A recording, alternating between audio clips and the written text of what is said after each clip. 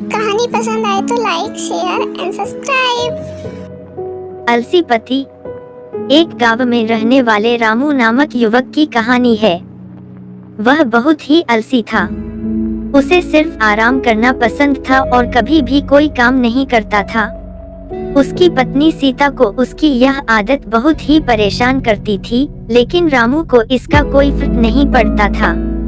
एक दिन गांव में एक बड़ा मेला लगा। सीता ने रामू से कहा, रामू चलो मेले में चलें।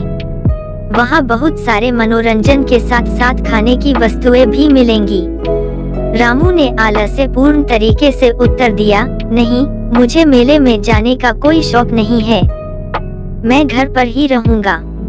सीता को बहुत दुख हुआ कि उसका पति उसके साथ यह साझा अनुभव करने को तैयार नहीं है, लेकिन वह इसे छोड़ दिया और मेले के लिए अकेले निकली। मेले में पहुंचकर सीता ने बहुत सारे अद्भुत चीजें देखी और मजा किया। उसने बहुत सारे खाने की वस्तुएं भी खाई और मजा किया। घर लौटकर सीता ने रामू से मेले के अनुभवों को साझा किया, लेकिन रामू ने सुनते ही ईर्ष्या के साथ उसे सुना। दिन बीतते हुए रामू को लगा कि वह अपने आप को आलसी बनाने के बजाय जीवन में अधिक सक्रिय भूमिका निभानी चाहिए।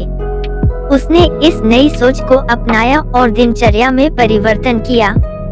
रामू ने अब घर के कामों में भाग लिया, जैसे कि रसोई का काम, सफाई और गांव की सामाजिक कार्यों में सहभागिता। उसने यह महसूस किया कि अब उसका जीवन और भी परिपूर्ण और संतोषजनक हो गया है। सीता ने भी रामू के इस परिवर्तन का समर्थन किया और उसे प्रेरित किया। वे दोनों मिलकर एक सुखी और संतुष्ट जीवन जीने लगे। इस कहानी से हमें यह सीखने को मिलता है कि हमें कभी भी आलसी नहीं होना चाहिए। काम करने में हमें समर्थ और संतुष्ट महसूस होता है और यह हमें अपने जीवन को संपन्न और खुशहाल बनाने में मदद करता है।